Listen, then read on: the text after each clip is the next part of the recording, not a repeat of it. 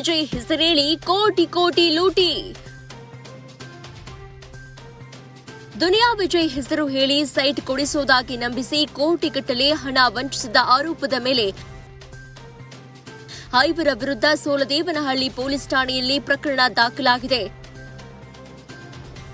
ದೂರು ದಾಖಲಿಸಿಕೊಂಡ ಸೋಲದೇವನಹಳ್ಳಿ ಪೊಲೀಸರು ಪ್ರಕರಣದ ಆರೋಪಿಗಳನ್ನು ಬಂಧಿಸುವಲ್ಲಿ ವಿಳಂಬ ಧೋರಣೆ ತೋರಿಸಿದ್ದಾರೆ ಎಂದು ಕನ್ನಡಪರ ಸಂಘಟನೆಗಳು ವಾಯುವ್ಯ ವಿಭಾಗದ ಡಿಸಿಪಿಯನ್ನ ಭೇಟಿ ಮಾಡಿ ನ್ಯಾಯ ಕೊಡಿಸುವಂತೆ ಡಿಸಿಪಿ ನಾಗೇಶ್ ನನ್ನ ಮನವಿ ಪತ್ರದ ಜೊತೆಗೆ ಮನವಿಯನ್ನ ಮಾಡಿದ್ದಾರೆ.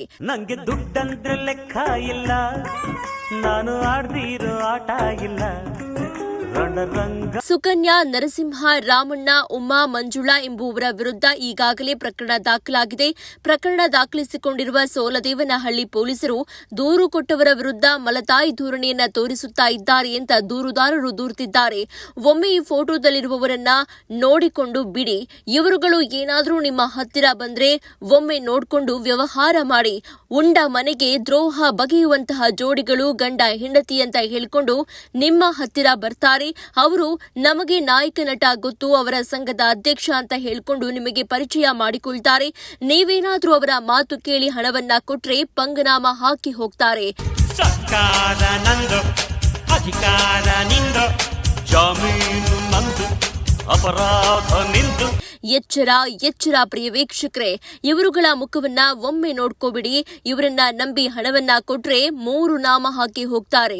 ಈಗಾಗಲೇ ಸುಮಾರು ಜನಕ್ಕೆ ಮೋಸ ಮಾಡಿ ಹೋಗಿದ್ದಾರೆ. ಹಗಲು ರಾತ್ರಿ ಎನ್ನದೇ ಸೋಲದೇವನಹಳ್ಳಿ ಪೊಲೀಸ್ ಠಾಣೆಯಲ್ಲಿ ಕನ್ನಡಪರ ಸಂಘಟನೆಗಳು ಪ್ರತಿಭಟನೆಯನ್ನ ಈ ಉದ್ದೇಶಕ್ಕಾಗಿ ಮಾಡಿದ್ದಾರೆ. ಇದೇ ರೀತಿ ನರಸಿಂಹ ಪೌರ ಕಾರ್ಮಿಕರ ಬಳಿಯೂ ಕೂಡ ಹಣ ಪಡೆದು ಸೈಟ್ ಕೊಡದೆ ವಂಚನೆ ಮಾಡಿದ್ದಾರೆ. ಸುಕನ್ಯಾ ಹಾಗೂ ನರಸಿಂಹ ದೊಡ್ಡಬಳ್ಳಾಪುರದಲ್ಲಿ ಲೇಔಟ್ ಮಾಡಲಾಗಿದೆ ಅಂತ ತೋರಿಸಿದ್ರು.